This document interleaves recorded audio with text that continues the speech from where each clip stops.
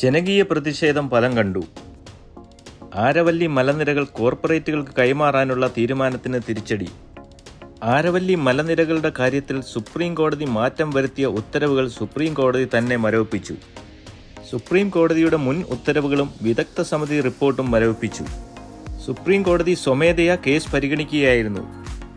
4 സംസ്ഥാനങ്ങളിലെ ജനങ്ങൾ കനത്ത പ്രതിഷേധവുമായി രംഗത്ത് വന്നിരുന്നു. ദില്ലി, രാജസ്ഥാൻ, ഗുജറാത്ത്, ഹരിയാന സംസ്ഥാനങ്ങളിലെ പരിസ്ഥിതി പ്രവർത്തകർ പ്രതിഷേധങ്ങളുമായി രംഗത്ത് വന്നതോടെയാണ് സുപ്രീം കോടതിയുടെ ഇടപെടൽ. സർക്കാരിന്റെ വിദഗ്ധ സമിതി നൽകിയ റിപ്പോർട്ട് കോടതി അംഗീകരിച്ചതോടെയാണ് ജനങ്ങൾ തെരുവിലിറങ്ങിയത്. 100 മീറ്റർ താഴെ വരുന്ന മലനിരകൾ ആരവല്ലിയുടെ ഭാഗമല്ല എന്നാണ് വിദഗ്ധ സമിതി സുപ്രീം കോടതിയിൽ സമർപ്പിച്ചത്. അത് സുപ്രീം കോടതി അംഗീകരിക്കുകയുമായിരുന്നു.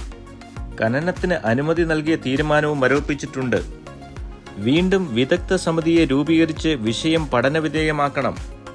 വിദഗ്ധ സമിതിയുടെ റിപ്പോർട്ട് സമർപ്പിച്ചതിന് ശേഷം മാത്രമായിരിക്കും സുപ്രീം കോടതിയുടെ തീരുമാനമുണ്ടാവുക. വിദഗ്ധ സമിതിയെ നിയമിക്കാൻ പേരുകൾ നൽകാൻ സർക്കാരിനോടും അമിക്കസ് ക്യൂറിയോടും കോടതി ആവശ്യപ്പെട്ടു. ഈ വിഷയത്തിൽ വ്യാപക വിമർശനവും ആശയക്കുഴപ്പവും ഉണ്ടായെന്ന് സുപ്രീം കോടതി പറഞ്ഞു.